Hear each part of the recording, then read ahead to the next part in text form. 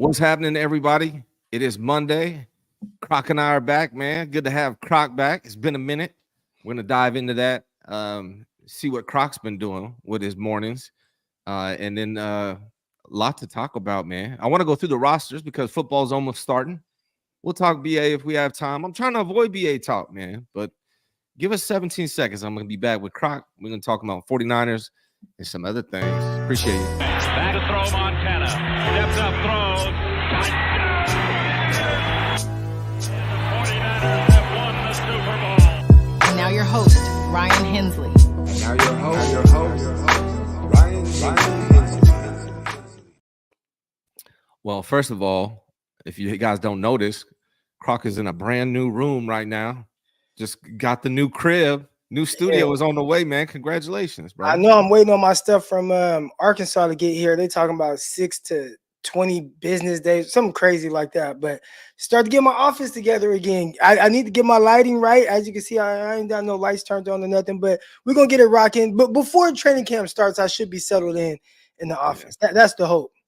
That's dope, man. I'm happy for you guys. You guys moved back out to Cali, and you've been trying to get this together, and you got it together. So congratulations. Before we dive into football, man, I actually want to ask you about this. So I told everybody, man, one of my goals is to take this show to beyond football. And I think you're a success story, brother. And I just want to get your advice for everybody watching, for me too. Like, you started, the Drake song, you started from the bottom, now you're here, right? Like, what's the best advice you give somebody who comes from your background to get to where you are today? Let's start off with that before we dive into 49ers.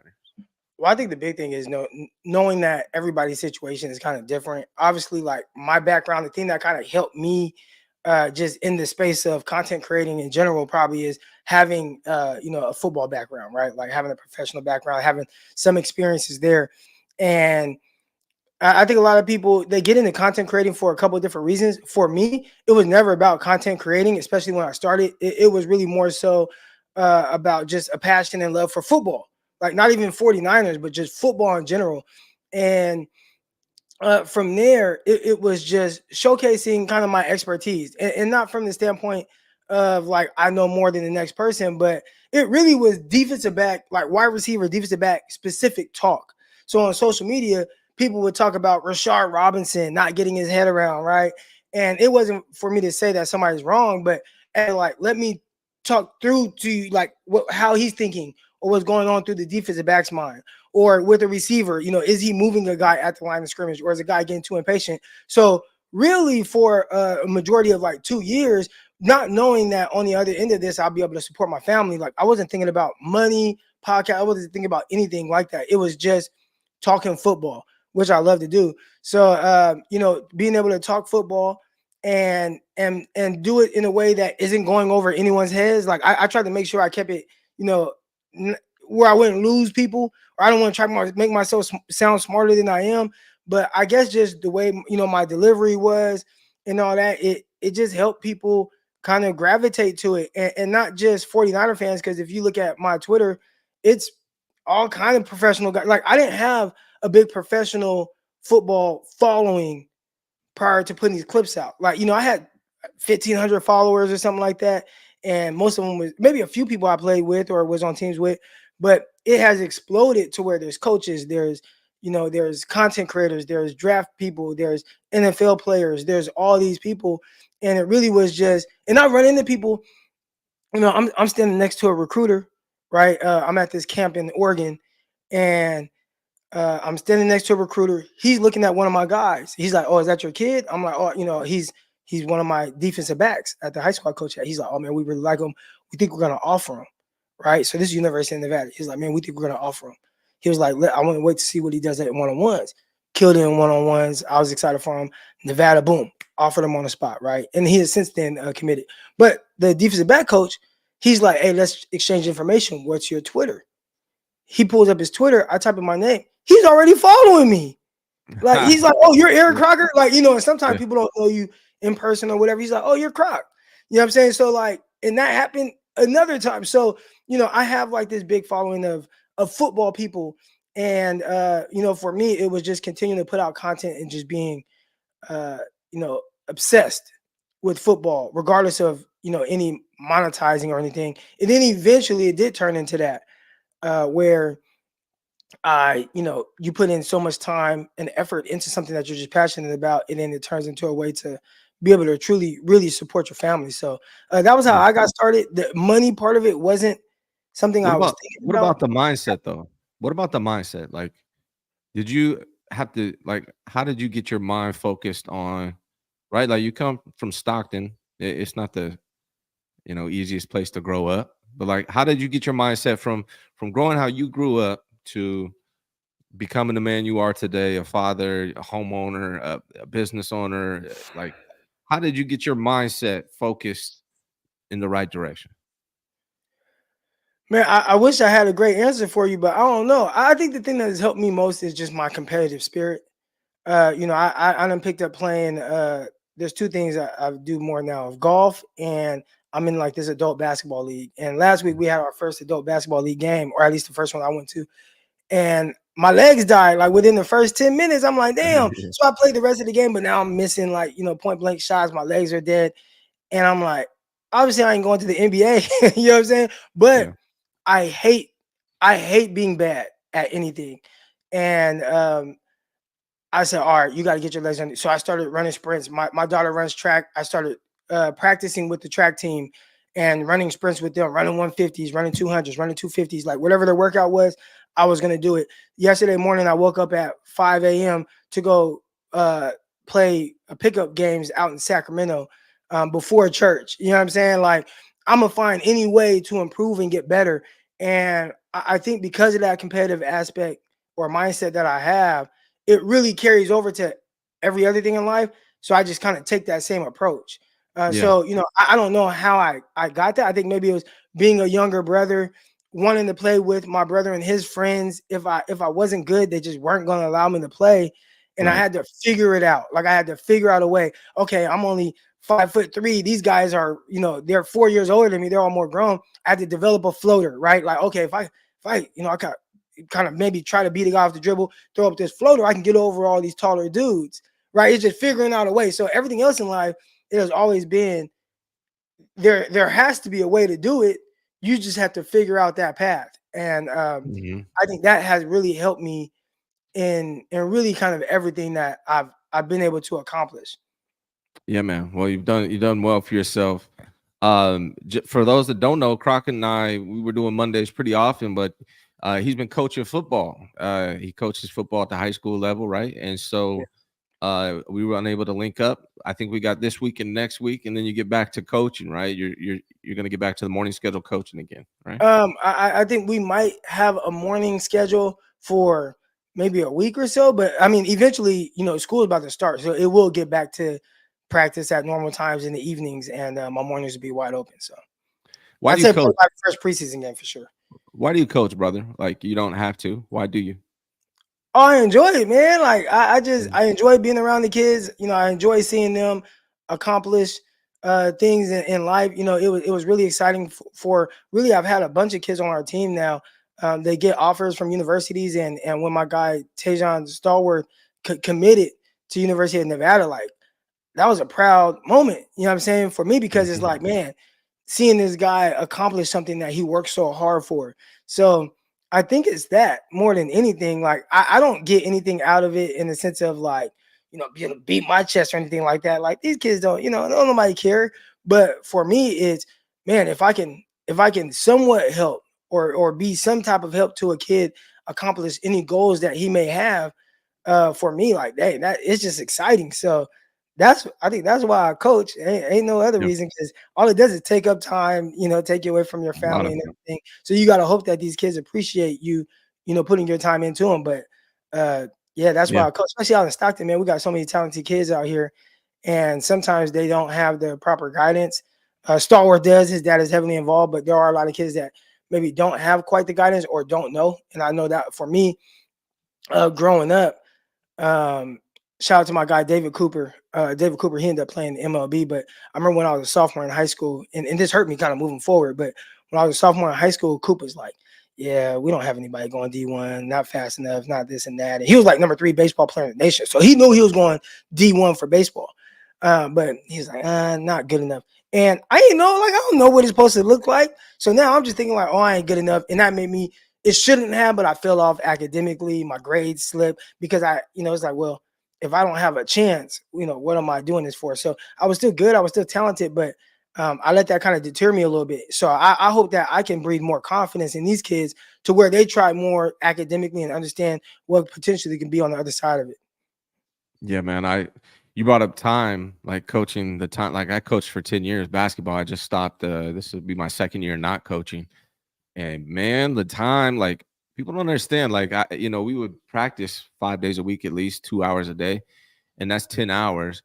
But I mean, I probably spend 20 hours at home thinking about practice and my games, and so it's very time consuming. And after I stopped, I was like, damn, I got hella time. I wouldn't be able to do this show. I don't know how you do both, man, but it's definitely a challenge. It's commendable that you're able to do that for these kids, and I'm sure they appreciate it.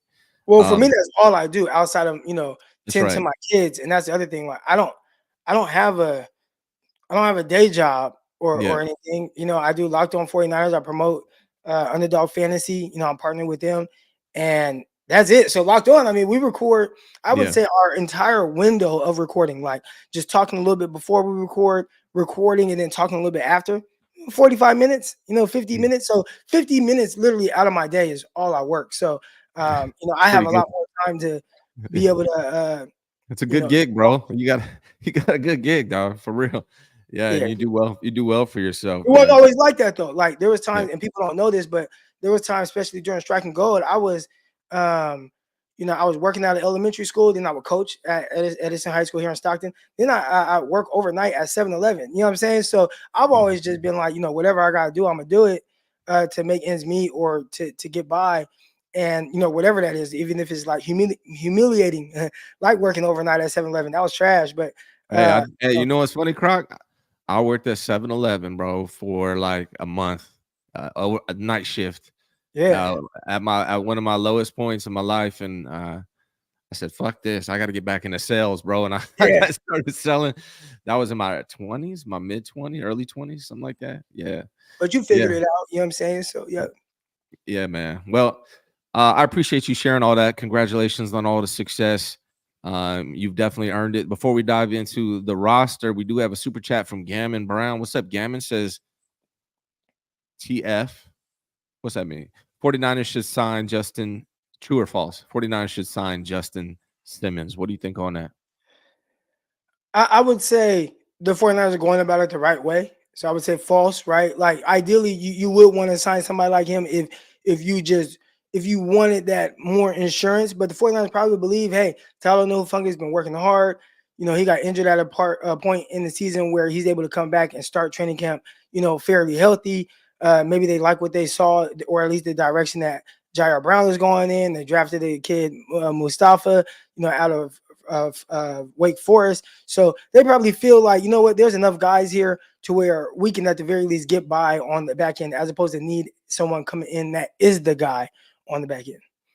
Yeah, and the 49ers defensive back unit, including the safeties, was ranked second overall, I believe, from PFF Yeah.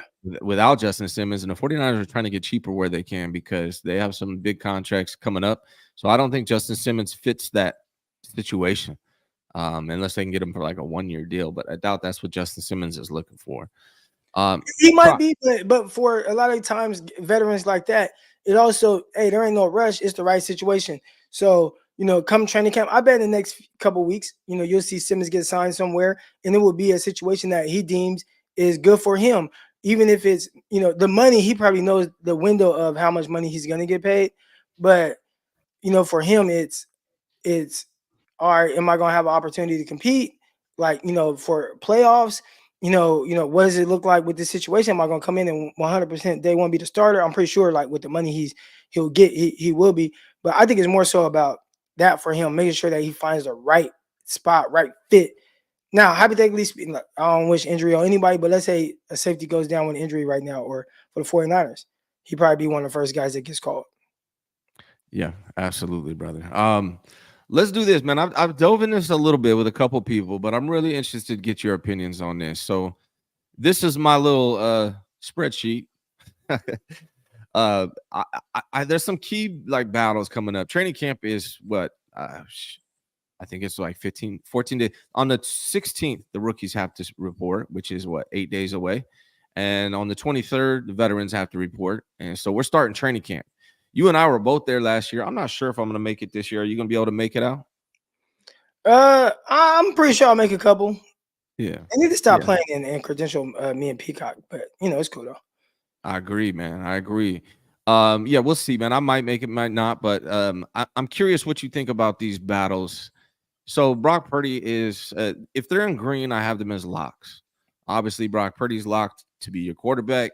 I think Josh Dobbs, based on contract and status, he's going to be your backup quarterback. I don't know if you agree with that. I think I saw Larry tweet out that he thinks Tanner Mordecai could surpass both of them.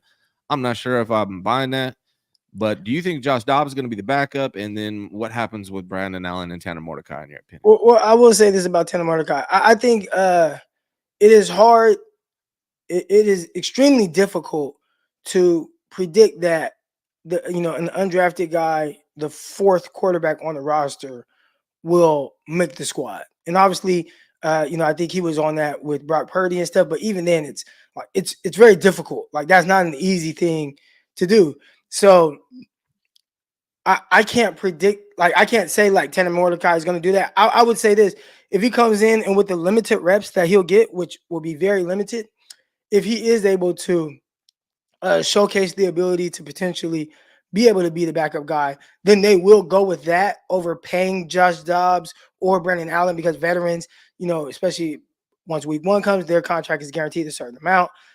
You have to pay them more, right? They'd be much more expensive than Tanner Mordecai. So I'm pretty sure the 49ers would like that, but I don't know if that's something that they foresee truly happening. You just kind of have to be surprised a little bit if he's wired the right way.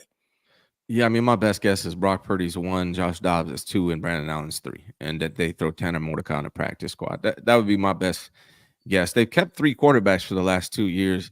I guess they could keep 2, but I would assume they keep 3. I don't know. That's my opinion. And Brian, a lot of teams only keep 2 for real, but now you do have that extra kind of roster spot for a quarterback. So, I think the easy answer here is Purdy, Dobbs, and Allen, but and Mordecai on the practice squad, like you said. But hey, we've been surprised now. Got pleasantly surprised by starting with Nick Mullins, right? Like he was a practice squad guy, he was an undrafted guy, and he ended up throwing for the 3rd most yards in NFL history for a quarterback through their first 16 games. So we've seen it with Mullins, we've seen it with Purdy. Obviously, this system works well for someone who just understands it, regardless of where they were drafted. So maybe that is Mordecai. Hey, you never know. Brian G. Hensley, not Ryan G. Hensley. Brian G. Hensley says Mordecai is no joke. And and I made comparisons to him as well. Melvin asked how long Dobbs' contract is. I believe it's just the 1 year, but he's got a guarantee like 1.2 or something like that. So kind of strong. I think I'm not too. I'm not really expecting much surprise at the quarterback position, but you never know, man. Maybe Tanner bumps out Brandon Allen. I think Johnny Dale says that is a possible scenario. So I think we got the quarterback situation figured out. No real quarterback controversy coming into this camp. Nothing at fullback to worry about. I don't even know if there's another one on the roster. I do not believe there is. I think it's just Kyle Juszczyk. I'm curious about the tight end position, man. So to me, it seems like George Kittle obviously is number 1, but number 2 is going to be Logan Thomas. That's my best guess based on his history in this league. He's established. Cam Latu's a big question mark. Braden Willis hasn't done much. Mason Pline is the undrafted free agent that they got. They got Eric Starbera and Jake Tongs as well, veterans. What do you think happens at the tight end positions? How many do they keep, and who are those guys? I'm curious to see what happens with these year 2 tight ends, right? Cam Latu, Braden Willis. Braden Willis is a guy who actually got reps in the Super Bowl. So clearly he's someone that kind of fought for an opportunity to be on the field in one of the most pivotal times for the 49ers throughout the season. So he's doing something right. So, Willis is somebody that I just would not write off. He was a guy who clearly had a lot of self-belief in himself when he got drafted, and talking about 49ers, they got a dog. So now it's going to be his opportunity to really take that next step to where, hey, Logan Thomas, a guy who was, quarterback at Virginia Tech, drafted to be a quarterback, then eventually went to tight end. he figured out and made his way and ended up being somebody where maybe people didn't see that coming. Braylon Willis maybe could be that for the 49ers. So then you won't need a Logan Thomas or one of the other guys. And he hopefully for him has earned that opportunity to be the next guy up. Cam Latu is a guy that clearly has a lot of ability, but I think he started kind of getting in his head a little bit. And anytime you start getting in your head, things just start happening. A lot of times with tight ends, receivers, it's drops. You're thinking a little bit too much, not as focused. You start getting the yips. He starts dropping a lot of passes. He ends up fumbling in the preseason and ultimately ends the season on IR. So, Latu is another guy who's coming in, and I think a lot of people are writing him off. But one thing I know about the NFL, when you're drafted, you drafted third round, you get more opportunities than other people. So Latu will come in and the 49ers will see, hey, where is he at? And if you told me it's Kittle, Latu, and Braden Willis, wouldn't be surprised. I'd expect a guy like Logan Thomas to be in the mix and want to keep him around. And maybe it's the four of those guys. So not to write off any of the other guys. We'll see how it works out. But 49ers desperately need like that legit tight end too. I think they would really like that. Yeah, and I think honestly, Logan Thomas is the best one they got outside of George Kittle. So if I'm betting, I'm saying George Kittle, Logan Thomas, Braden Willis, and Cam Latu because of roster politics. I mean, we were both there last year at the training camp. Cam Latu actually looked really good at everything he did except for catching the ball. Yeah. So it's entirely possible he fixes that and he's back. And which is a big part of being able it's to pretty be a big. pass catcher. Yeah, it's a pretty big deal. All right, man. Well, let's go to halfback. Christian McCaffrey, Elijah Mitchell, Jordan Mason, Isaac Grendo, Cody Schrader, Patrick Taylor Jr. Christian McCaffrey, obviously, is going to be your halfback one. Coming into this offseason, I had put Elijah Mitchell on a possible trading block because especially after the draft, they drafted 2 running backs in Isaac Grendo and Cody Schrader. From what I've heard, though, those guys haven't looked really tremendous in the training, in the practices. And so I think Elijah Mitchell is probably going to be this is last year on the contract. If I had to bet, it's Christian McCaffrey, Elijah Mitchell, and Jordan Mason. And then I don't know what's going to happen with these last 3 dudes. Maybe Isaac because of draft status, but they picked up Cody Schrader as undrafted free agent. A lot of guys are high on him. Patrick Taylor Jr. unfortunately probably doesn't have much of a shot of making the roster, but you never know. What's your opinion on the halfbacks? That Patrick Taylor situation. And this is the part where it's tough to write off running backs. I remember Jeff Wilson and his rookie year, and it's like, who's number 41? Definitely won't be seeing the field. Then eventually 41 plays. Then he changes his number to 30, and Jeff Wilson ends up being a guy who 49ers ended up liking, and he was a Niner for a while and really kind of built up enough to where the 49ers were able to get draft capital back in the trade for him. So I definitely don't ever write off running back, especially with the 49ers. But obviously, we know Christian McCaffrey and what he is. I think Elijah Mitchell and Jordan Mason, that's the interesting battle. I think Elijah Mitchell is just naturally the better, more fluid runner. Jordan Mason clearly does things very well, and he's a little bit more of that bruiser, and they like him, and he has value there. But I think the real battle is between Grendo and Schrader.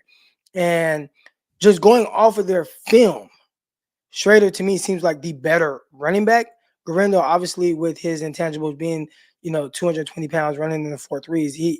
People probably like his upside a little bit more, but just watching them, the running back position isn't predicated off of just being fast. It's being able to, especially in the 49ers offense, be that one-cut guy, right? Be that zone guy.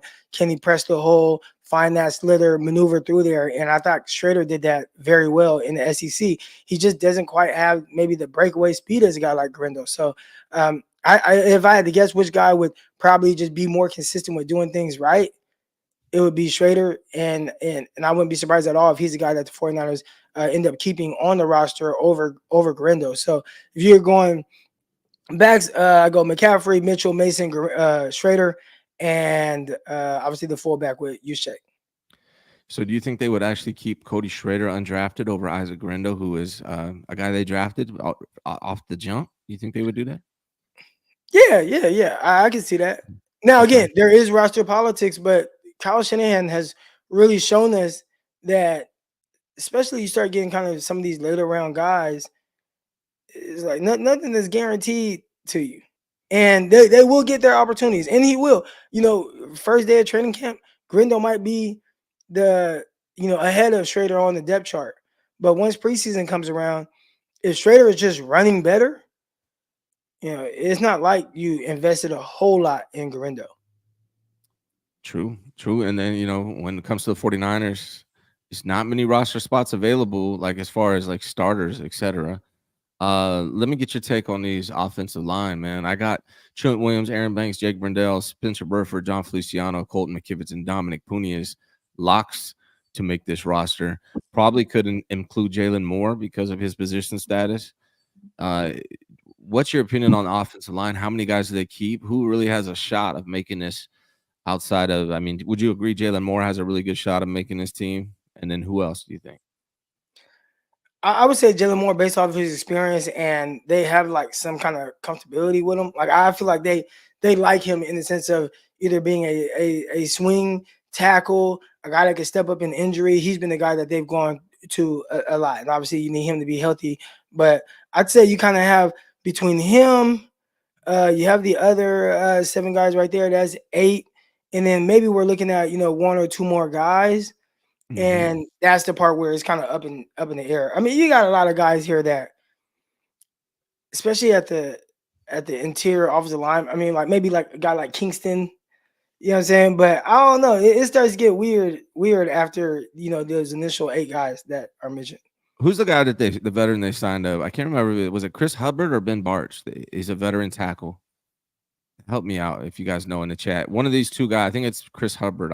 Is my best guess. One of these 2 dudes they brought over. He's a veteran tackle, and I think that guy. And I can't think of his damn name right now, which one of it is, but I think that guy has a chance because if you look at this team, Aaron Banks, Jake Brendel, Spencer Burford, John Feliciano, Dominic Puni, those guys are all interior guys. Where they lack depth is at on the outside, right? And so that's why I think Jalen Moore makes it. Maybe they take another tackle, hopefully, just in case. And I forget which one it is. In chat, you're not doing a very good job helping me out right now. He's a veteran tackle that the 49ers signed this offseason. Help me out. I can't remember. But would you agree with my locks here? You think all these guys are locks? Yeah, definitely. Yeah. I think offensive line, you got to think about it, right? For the most part, they brought back everybody that started last year. And, I think a lot of people don't care for the O-line or maybe they want to improve. I think the 49ers would love to improve as well, but to kind of bring back an entire unit where you're able to build even more camaraderie, and it contributed to being one of the best running offenses in the league, right? You had the league leading rusher, you had a quarterback that was the most efficient quarterback in the NFL, regardless of offensive line. So I think the 49ers feel comfortable with, hey, we got everybody coming back. We drafted Puni. We see, kind of where he fits in. Does he work his way into the starting offensive line? And a guy like Jalen Moore, who's been a reserve for them and truly understands what's going on. So I don't foresee there being too much movement on the O-line. Yeah, you guys are confusing me in the chat too. Let me see. Brandon Parker. He came over from, it's Brandon Parker. You guys are right. Brandon Parker is the guy I'm talking about. He's actually a pretty decent tackle from what I've seen. So I think he has a pretty good chance of making this team, him and Jalen, because they got a lot of interior depth. So we'll see. That's another battle. Look how many guys they got right now. It's going to be a lot of dudes battling to make this squad. Let's talk wide receiver, man, and we'll get to BA after we're done with this exercise. But assuming BA's there, I got him as a lock. Debo Samuel, Ricky Pearsall, Jake Cowan, Jawan Jennings. The real battle at receiver is for that 6th spot, assuming BA's there. Danny Gray, Ronnie Bell, Tariq Owens, Tay Martin, Chris Conley, and Trent Taylor. Probably the most talented out of these dudes, to me, is really Chris Conley. But because of roster politics, he probably won't be that 6th guy they pick up. I would be surprised, but maybe he does. How do you see this battle taking place? Do they keep 6 receivers? Who do you think that 6th guy is? Probably Ronnie Bell. He gives you a little bit of positional flexibility. This is a guy who, worked his way and was productive last preseason. When a guy went down, I think they played the game without Brandon Aiyuk against the New York Giants. He ended up catching a touchdown pass. So, you have an injury. he's a guy that they called on to step in. So I think it's easy to say, you could see Ronnie Bell. You also can see, again, start talking about roster politics, he was 7th-round pick. So it's not like they have a lot invested in him to where it's like, oh, we just have to keep this guy around. But he probably does a lot that they like offensively. I think the thing that Kyle probably liked most about him coming out of college was, how much pride I felt like he took in blocking. You see him get really excited, finishing off a lot of those blocks. So it's like, all right, if he can give us something in through the air, catching the ball, great. And then his value as a returner, a guy that was back there for punt returns, was back there for kickoff returns as well. So, if I had to guess out of those guys, it would be Ronnie Bell, and then maybe you see Conley as a guy that is that veteran practice squad player. Yeah, and just to circle back, I think it is Hubbard. You're right, DeMarcus Dixon. Yeah, Hubbard is better. He was a veteran brought over from the Titans, and I think that's who I was talking about. Sorry, I just got to make sure I'm accurate here when I do this thing. Yeah, I mean, I think Ronnie Bell makes the most sense. He's the most recent draft pick by the 49ers. It is going to be weird, man, seeing them cut Danny Gray. That's what they're going to have to do. I mean, I guess they could cut him and try to put him back on the practice squad unless he gets picked up somewhere else. But, it's been reported that Danny Gray looked pretty good in practices so far. So I don't know if I'd cut him out completely. But being that Ronnie Bell was involved in the offense last year, I could definitely see it being Ronnie Bell. So you might be right about that, dog.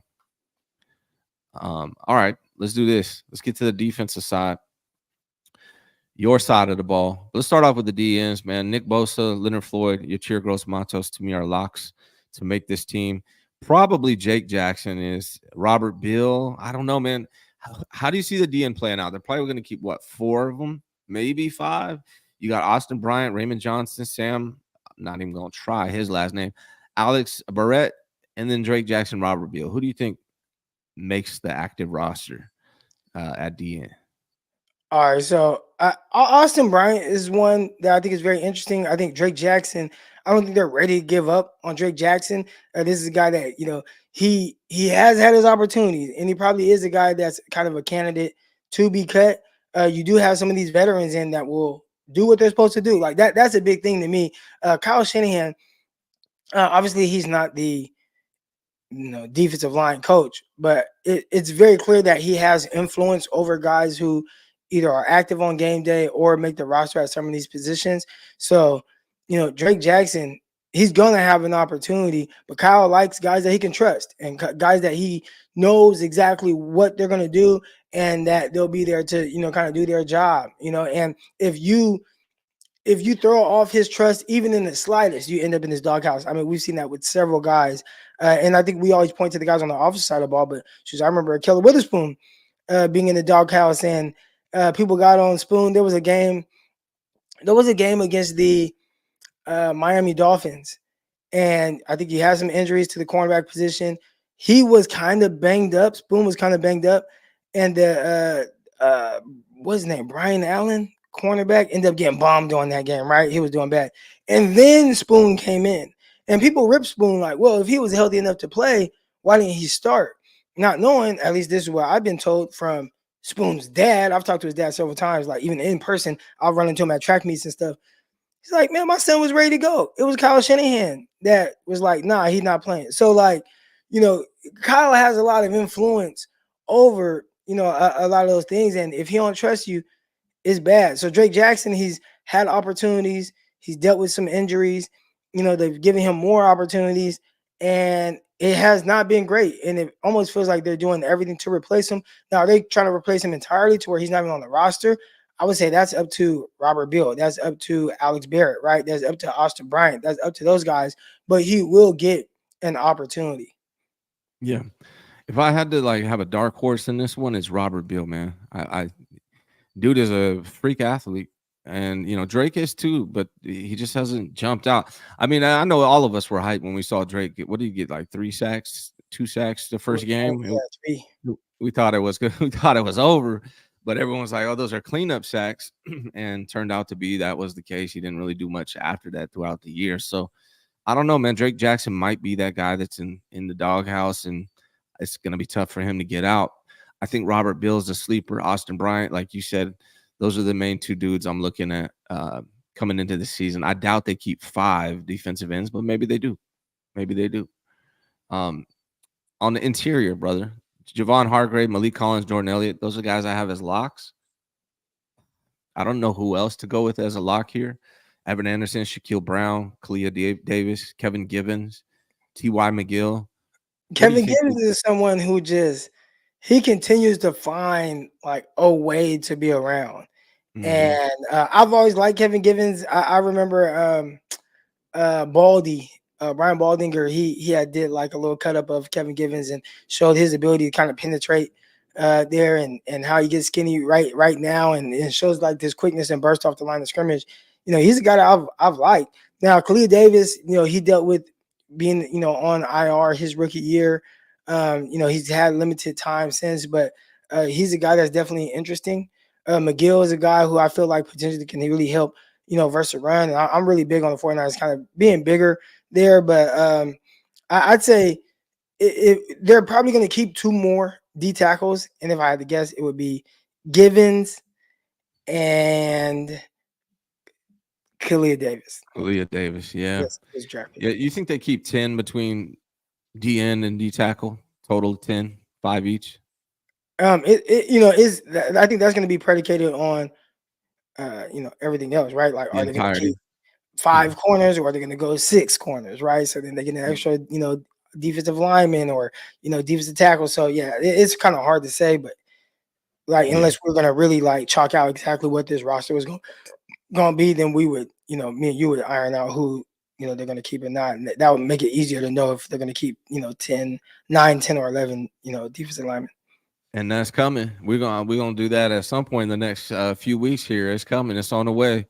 Linebacker, brother, obviously Fred Warner, Dre Greenlaw, Devondre Campbell. Those guys are locked on this team. And then I'm just wondering where they go from there. Tatum Bethune is actually a very intriguing draft pick. I think he was, 7th rounder for the 49ers. I actually like what I see from Tatum Bethune. I went back after they drafted him. I had no idea who he was before the draft, but after the fact, I went back and watched him. And he actually is pretty impressive. So that's the rookie draft pick. We got the veteran Demetrius Flanagan-Fowles. He's probably going to make it, I would imagine. But there's a lot of hype around Jalen Graham as well as D. Winters, man. How do you think the linebacker position works out? So it's interesting, man. Like Graham, he was a guy, I remember watching his college film, and he was more of an he was an off-ball back, but he was kind of like on the lines, like so kind of like a strong side backer. He did a good job being down there, like covering tight ends, but it was like, all right, set the edge a little bit, be that guy. Then 49ers like, no, you're like truly an off-ball, like middle linebacker. And I thought he looked good. Like I was surprised to see, like, I thought he moved well in space. He was a little, had good size, good range there. I wasn't able to really like diagnose his coverage skills, but I thought he was solid. Now, I think they went with D. Winters more because of special teams value. But if I had to guess, like between those guys, Demetrius Flanagan-Fowles is one that like he keeps hanging around and continues to be a special teams guy as well as someone when the injury happens, who's in Flanagan-Fowles. We continue to see him being thrown into the mix. So I don't see them keeping like 6 backers. Yeah. So and Dre might start on the what is it? Or something, yeah. The pup list, yeah. So well, that would help. That would help. So if Dre is starting on the pup list, then I would just go Flanagan-Fowles, Graham, and Winters. Yeah. I think that's probably what happens. And it's hard for rookies, and a lot of rookies, not all of them, but it's a lot hard for a lot of rookies to crack the lineup, especially a 7th round draft pick. But I was impressed with Tatum Bethune. So we'll see what happens with him. Let's go to safety, brother. I had coached. He's at Florida State now, and I reached out to him about him, and he's like, "Oh yeah, like loves him." He's a linebacker too, so yeah, some experience with him. He liked him. Yeah. Thought he was terrific. Yeah, from what I saw, man, he looks great. All right, man. Safeties: Talanoa Hufanga, Jair Brown, Malik Mustafa, George Odom. To me, that's your safeties right there. I don't think there's going to be any other safeties on this squad, but those 4, and I think they're all locks. Do you disagree? You think Eric Harris, Taylor Hawkins, or Jalen Mahoney have a chance? Harris, I like Harris as a veteran pickup, but man, Taylor Hawkins, I feel like every preseason he's been the guy who I feel like has done some really good things. And, I think he started last year, like something happened where he got hurt or they ended up putting him on IR. But Hawkins I feel like at some point he's going to break through. And it's like, Yeah. is this the year? And then if you are going to break through, who you going to break through over? Like, I don't see him, overtaking any of those guys' spots. But, can he force them to potentially keep 5 safeties? Because he has some ability. I think ideally they would like to bring him back on practice squad, and then if somebody gets hurt, he earn his roster spot from there. But he's somebody definitely to continue to keep an eye on. He looks like a beast, man, physically. When you look at him, he looks like a monster. It gives me a little bit of what's that dude that we thought was going to be hella good and he wasn't? The safety for the Niners that came from where'd he come from? USC, I want to say. Who, What's Taylor the what's Mays? the who? Say it again. Taylor Mays? Yeah, yeah. He reminds me of him. Hawkins ain't as big as Taylor Mays was But hella big. dude was hella ripped though. Like when I look at Hawkins, he does remind a little bit of him. Not quite on that degree. But yeah, man. Taylor Mays, man. What a I mean, no He couldn't disrespect to move, Taylor man. Mays. He couldn't move. But that was disappointing. That dude looked like he was about to just destroy somebody. He never did nothing. But yeah, I think George Odom, because of his special teams play, he's going to be that fourth guy for now. I think that one's pretty solid. And then we go to the corner spot, man. Charvarius Ward, Diamador Lenore, Renardo Green. By the way, I got Diamador Lenore as the most underrated 49er. I tweeted that out yesterday.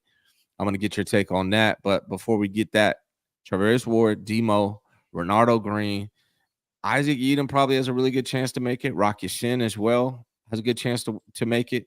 Darrell Luter, I think, has a good chance to make it. If I'm going with 6, I'm going with Charvarius, Demo, Renardo, Isaac, Rocky Shin, and Darrell Luter. Those are the 6 I would keep based on what I've known. We'll see what happens in the preseason and training camp. But how many do you think that they keep, and who do you think they are? Yeah, so I mean, you're definitely gonna keep 5 or 6 cornerbacks. Obviously the top 3 that you mentioned there are locks. If I had to guess for the rest of the guys, I would say Isaac Edom. This is a guy that played very well for the New Orleans Saints. He played very well Mm-hmm. last year. You're able to bring him in. And he's potentially a guy who can maybe fight for a starting spot on the outside there, depending on how the 49ers want to do things, or depending on where Renardo Green is in his development. So I would go with Yedem. And then now it starts to get sticky. All right, because you got some names there. You got some guys that have been around. What the hell is going on with Samuel Womack, right? Like, what the hell is going on with Darrell Luter, who was active at the end of the season as well? And he was a guy who spent a lot of time, on the injured list. Ambry Thomas, regardless of how, kind of the stigma around his name, he's a guy who, when somebody's going down, Henry Thomas is coming in, right? So that always just kind of tells me a little bit of where their mindset is. So I would go Yedem, Luter, and then some combination of these last guys, but I'll probably go Ambry Thomas. I just probably would go Ambry Thomas. And I know that's not the sexy pick. Like, I wanted to be Samuel Womack. I feel like he has like some legit ability. And the other guys too. I mean, I ain't sleeping on Rocky Sin. I ain't sleeping on Chase Lucas. Like, now Hall, I don't know who he is, but Rocky Sin, Chase Lucas, like, these are guys that like they can play. But over guys that have been there, understand the defense, the scheme, they just have a leg up. And it's dang near like Ambry Thomas's spot to lose. So what are you gonna do, with that opportunity? I'm really big on opportunities, man. Yeah, man. Ambry is one of those guys with Elijah Mitchell coming in this offseason. I thought the 49ers might move him. And I still think it's possible with Ambry. Like, maybe they get a 6-rounder for that dude or something from somebody. I could see that being a possibility. Rock Yassin was a very high draft pick. He's got a ton of talent. It's never worked out for him so far, but we'll see what happens. And again, Darrell Luter, Samuel Omack was very exciting. All these guys are, really good. Chase Lucas had his moments. Again, I don't know who Keeman Hall is. Let me ask you this, though, brother. Like, I have Diamador Lenore is the most underrated 49er on the team. Who would be your most underrated 49er? Do you think it's Demo or you got somebody else? It probably would be somebody on the offensive line, because Like, that's when we think of like Diamador Lenore, I think everybody understands now. Like, man, this dude had a terrific year. Like they know how good he is. The offensive line is the unit where everybody talks really bad about it, but as a unit, they play well enough to get you in, really good positions. So You got I to be would talking say, about Banks then. Who else would be like, underrated? like maybe like not even Banks, like probably like John Feliciano. Like how important was he to the 49ers success late? And then you see the blown assignment with Spencer Burford, and it's like, damn, like that happened. Would that happen if Feliciano was in there, right? But everybody wants to replace Feliciano. Like he's the first guy people want to replace. It's like, oh, Dominic Puny, bench Yeah, Feliciano. I agree with you. Feliciano played Feliciano. better than Aaron Banks. You know what I'm saying? Yeah. So I would say it's probably Feliciano for real. A guy who I was like, I remember watching him in the preseason game, and there were a couple plays in a row where Sam Darnold just got drilled and made this throw, and then they called holding on him, and then he blew this other assignment. I'm like, who is this Feliciano guy? Yeah. But he's a guy who we clearly have grown to really like, and he has versatility. He can play center as well. So I would say it's probably Feliciano for real. I think that's a good call, man. I I was saying last year when we got him that I think he was like the third best offensive lineman the 49ers got. Like you got Williams, Banks, and Feliciano. I still think that. And that's why I wasn't like, if Pooney's here to replace Feliciano, I don't get that. Right. Like I'd rather have replaced McKivitz or Brendel than Feliciano. So that was my thing. And then if Pooney's just here to replace Banks next year, if they're not extending them, I don't like that either. Are you surprised? Let me go back to the corner spot. Are you surprised that both Charvarius Ward and Diamador Lenore have not been extended yet? Does that surprise you? Especially with these cornerbacks, man, they make a lot of money. I'd say this: if I'm Lenore or I'm Javarius Ward, like, I wouldn't want to be resigned. Now, obviously, I say that. That's me assuming that they would play as well as they did last year. And we know in the NFL, especially at the cornerback position, there's a lot of ups and downs, at that spot. But if you have the belief that, hey, I'm going to repeat what I did last year, I might bet on myself and try to earn a bigger contract. Because I think right now, if the 49ers have to pay you, it maybe wouldn't be top tier. And if I had to guess, they're going to let one of them two walk. So maybe they're thinking like, all right, we let Travis Ward walk, keep Lenore around. Lenore has good positional versatility, being able to play outside, being able to play in that nickel. I see in the comments, they're like, who's our nickel? Like, it sounds like they want it to be Green, but how often do you see a rookie start at nickel? A lot of times it's somebody that's more of a veteran. There's just so much more that they're responsible for. So I would say that this year, at least, in nickel situations, it would be Diamador Lenore. But if I'm Lenore, I don't want to play nickel. I don't play outside because outside corners typically are valued at a little bit more money. So, yeah. So it's probably smart. What you're saying is it's smart for Demo and Charvarius to wait and bet on themselves. But it's probably, I don't know if that's a smart thing to do, but I do think that they would get more money if they did that and repeated what they did last year. Right. But now you're betting like again. You're having to bid against the market for them, right? Like if they're free agents now, have an opportunity. You will get paid more in free agency on the open market than you would if you were to sign today. That's just facts. And that's why, to me, the 49ers should have done everything, and maybe they did. But they should have done everything in their power to re-sign Demo, extend Demo. All the focus has been on Brandon Aiyuk, and we're going to talk about that here in a second. But all that focus has been on BA. But there's hella dudes that are out of contract after this year. And Demo, to me, the Niners should have been all over extending that dude. He's a young, up-and-coming corner in the NFL. And if they wait, which looks like they're going to, he's going to cost hella money next year, and they might lose him because of that, man. So, yeah, and you might be right. Maybe his agent was like, we're just going to play out the season and see where we go.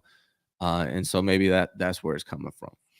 Let's talk about, man, the elephant in the room, the guy that we got to talk about all day, every day. Brandon Aiyuk, man, I put this up before he decided to release Washington Commanders practice photos. Well, we got to talk about that too, but this was 2 days ago, 17 days until the vets report to training camp. So 15 now. Will be extended and in attendance? I took a poll. 27% said he'll be signed, and there about the same amount said he'll be doing a hold-in. 46.5% said a holdout. what's your take right now for BA, man? What do you think is going to happen on the 23rd? Is he going to be signing with the team, or is he going to be holding in, holding out?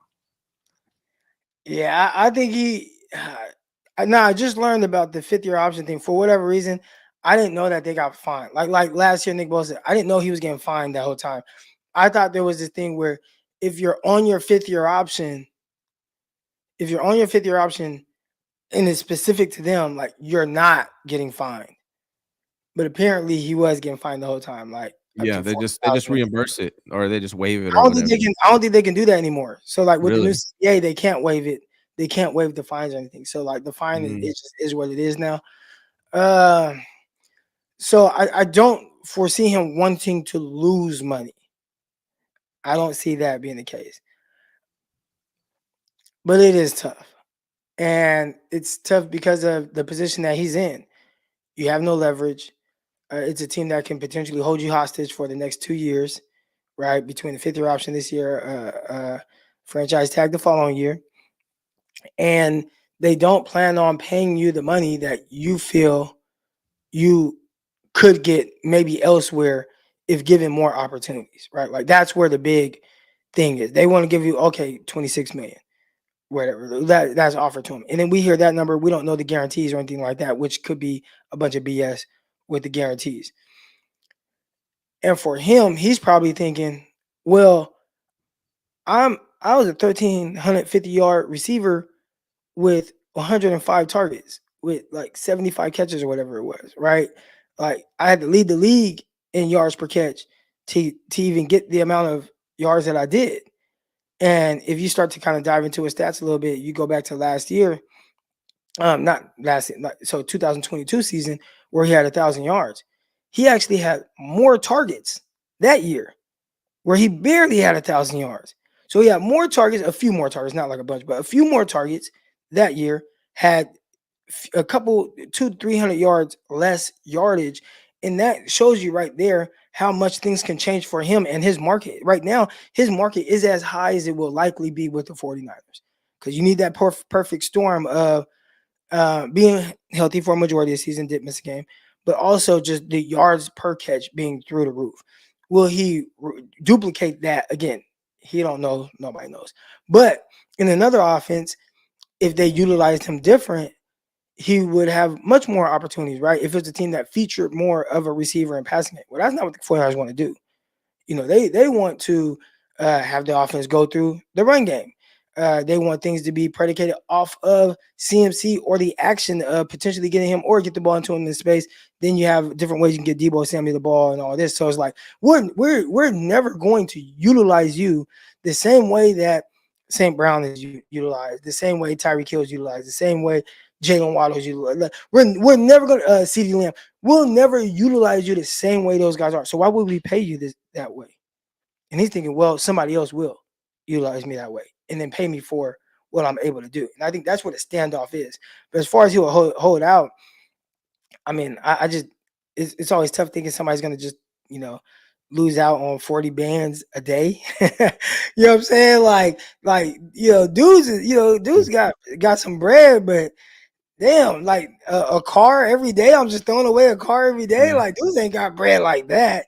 right. So I think it would be different if he was in Nick Bosa's situation where Nick Bosa could count on like the deal will get done. When it's all said and done, I will be the highest paid defensive player in NFL history when Yeah. I sign my contract.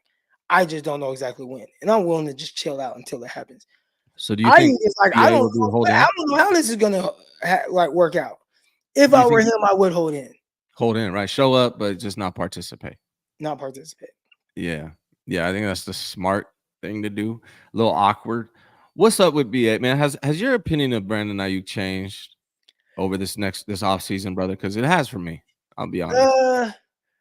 I would say this, man. I think when people get emotional, they do drastic things. Somebody on Twitter was like, "Crock, there's people, you know, 6 feet underground because they got emotional over something, right?"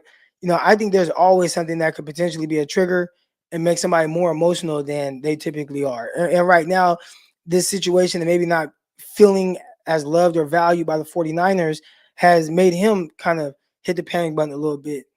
and feel get a little bit more emotional as opposed he would be if he were to sign today, right? I think he'd go back to being the same Brandon Aiyuk that we've grown to know, a guy that rarely talks. We don't really hear him speak a whole lot. Obviously he's always been confident, but he goes out there, does his job, and we don't hear from him. And I think he'd be that if he signs that contract today, he'd be that. So I haven't changed. I just know he's going through something that clearly is a little trigger for him. And as somebody who has been in situations before where you feel, I don't know if you've ever been in a position where you feel a little helpless. Like it starts to mess with the brain a little bit.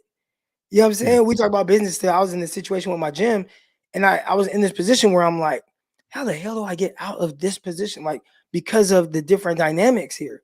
Like, there's no way out. Feels like the walls start to close in on you. You start to get like this kind of anxious feeling that I never. My wife would probably tell you, Eric is the most least emotional person you'll ever meet. You know what I'm saying? I don't get too high, I don't get too low or nothing for the most part, right? If I'm competing or whatever, I could turn up. But for the most part, I ain't never high or low. Very emotionless. But in that moment, I was a little bit more emotional.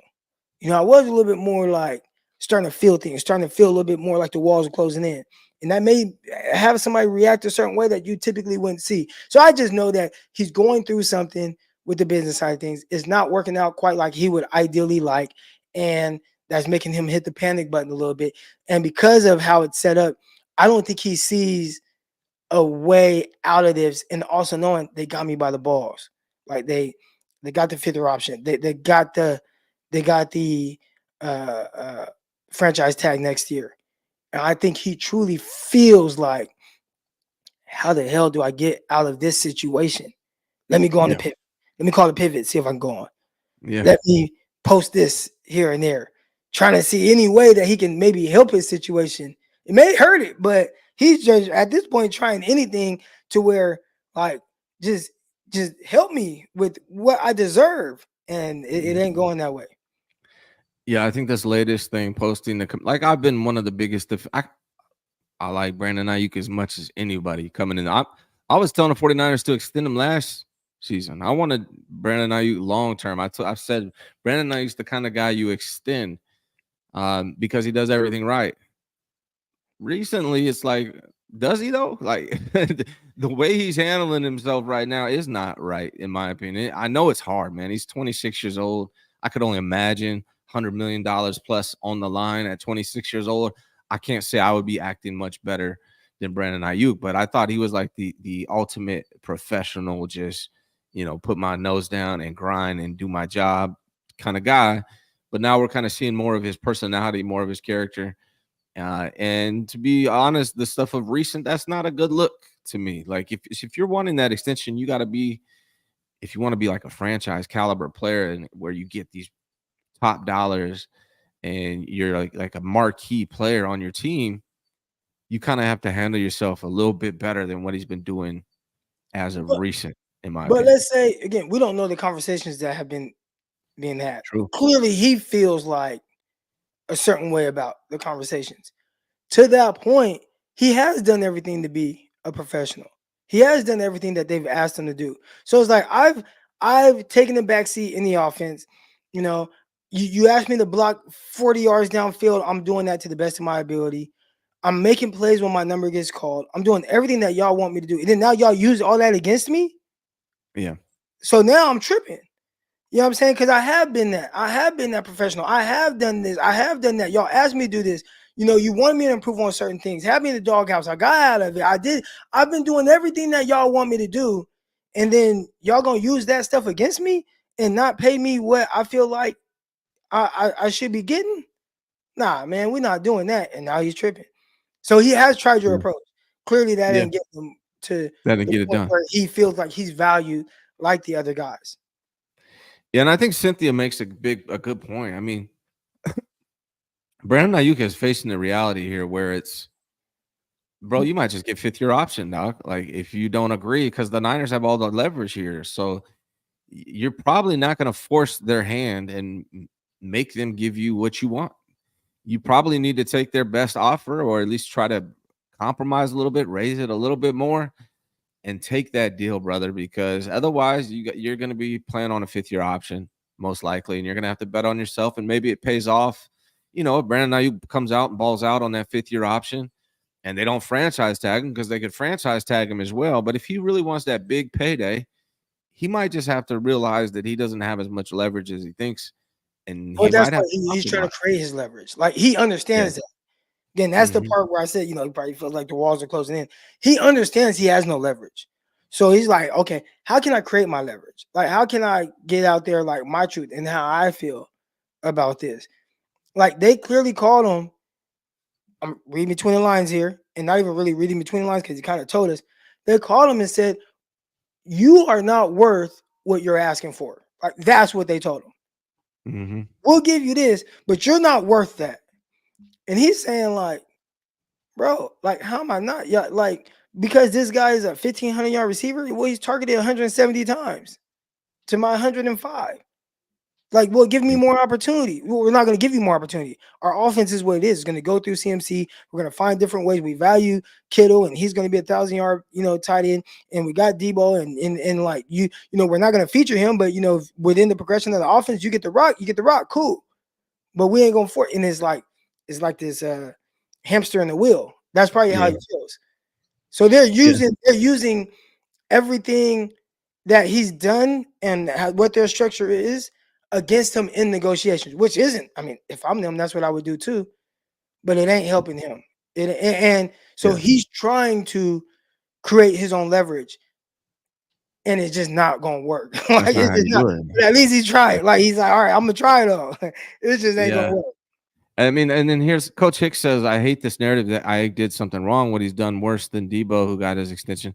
So, like, posting Washington Commanders practice footage, that's wrong. It just is, brother. Like, I've been a big supporter of Brandon Aiyuk, but you don't do that, man. Like, Jaden Daniels might get in trouble for this. Like, Jaden Daniels might get fined for this. I'm sure Jaden Daniels is probably the one that's going to suffer the most out of this. If he does at all, he's at least going to get a talking to for sharing that with Brandon Aiyuk. You don't do that. It's not a good look.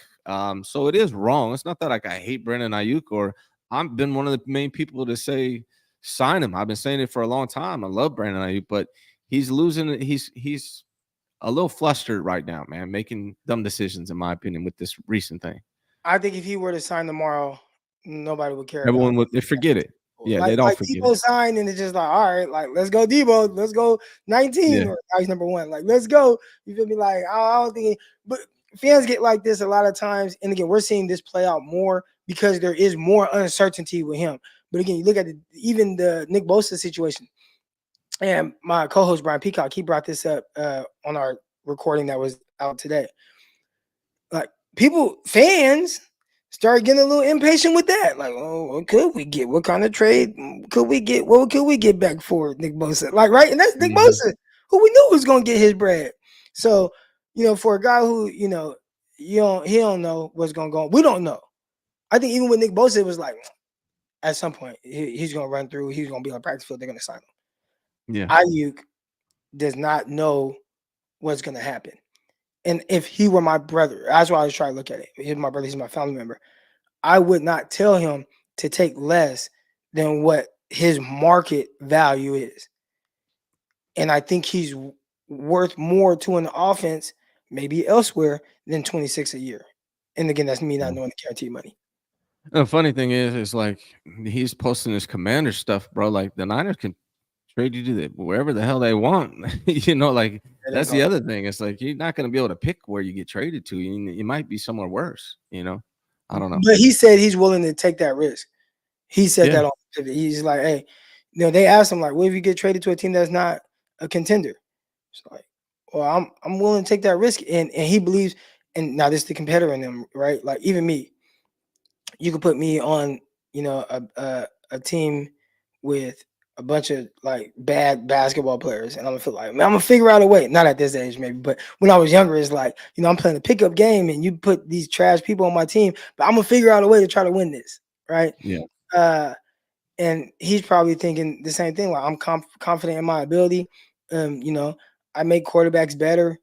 I'm an easy target. You can use me in any part of his offense. Like I I feel like I can really contribute to a team turning that leaf and winning. So he may not care where he gets traded to. Obviously, he probably would like to go play with Jane Daniels, his buddy, but he probably doesn't care. It's just like he just wants somebody to value him. And clearly he's not feeling that from the 49ers.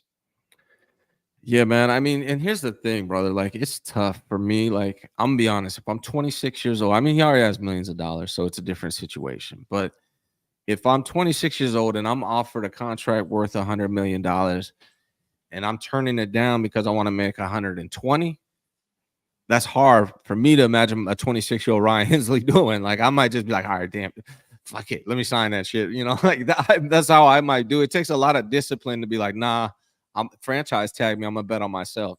That's hard to do. But also that's a lot of money. Again, you don't know. Again, he this year he could play this year, get the same amount of targets, and have 300 less yards, and won't be valued nearly as much next offseason, right?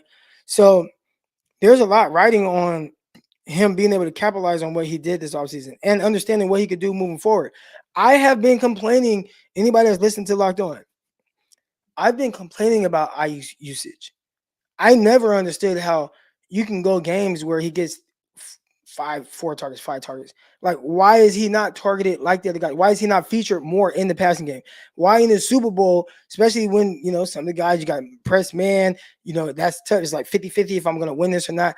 How are you not doing anything to free him up? How are you not motioning him across the formation into a bunch, clearing it out, throwing it to him, or have him run routes off of that, right?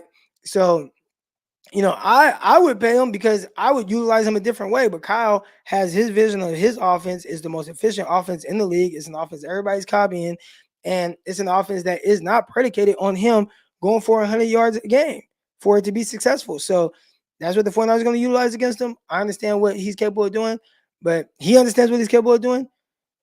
Yeah, I don't know how this is going to end, but I would feel like now I need that 20 extra million, especially with these California taxes. True, yeah. When you talk through this, it makes sense why it's at a stalemate, because you can understand the Niners' perspective, you can understand Brandon Aiyuk's perspective, and it makes sense why they're not coming to an agreement, which makes me feel like a fifth-year option is ultimately what happens for BA, man. That's what I thought would be the most thing that would happen. Like the most, I was putting percentages on it. I felt like him playing on the 5th year was the most likely thing to happen. So I think that's where we're at right now. You said that, credit to you, man, because when we first started talking about this, I think it was in like March, maybe. You said that was the most likely option, and I was like, oh, no way, dude. They're gonna extend him, and you're right, brother. I mean, that's how it's looking, at least right now. Like, so And that could change. I mean, the guys that have guys assigned, the Nick Bosa's and Debo and all these guys, it was like heading into training camp or late in it. So we're still weeks away from even when the other guys, ended up signing their contract. So it may still happen to where he does sign, and that's not the case. But that was just what I thought would be the most likely outcome, because I kind of understood how they were utilizing them, and then you start seeing what other guys are getting paid, and I'm like, I don't know if 49ers gonna want to pay them that. Yeah. Dave Barkley says, great show, guys. Glad I have Wi-Fi out here. Hope everyone had a good 4th and weekend. Can't wait for football. Huge BA fan, but I'm tired of this. Let's just have some cohesion. Thank you, guys. Thanks for the super chat. Dave, I appreciate it.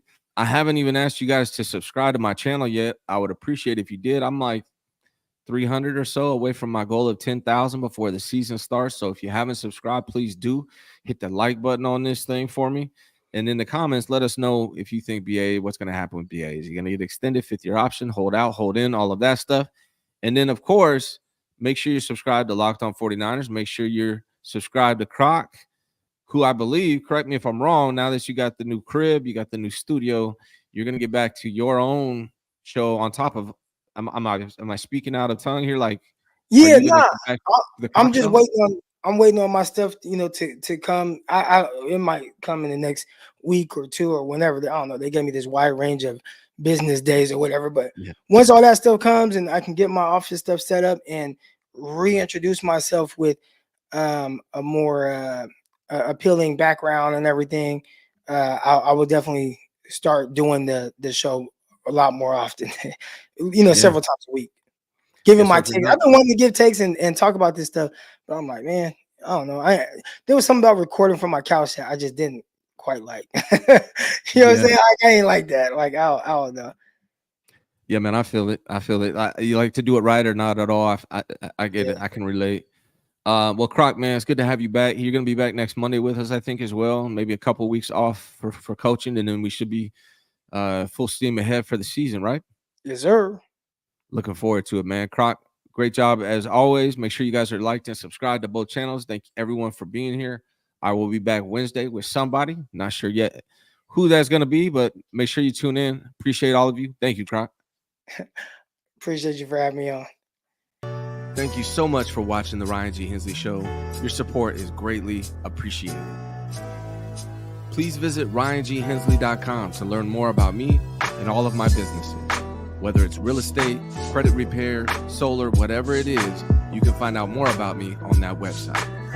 Hit that like button, subscribe, and turn on your notifications so you know when we go live.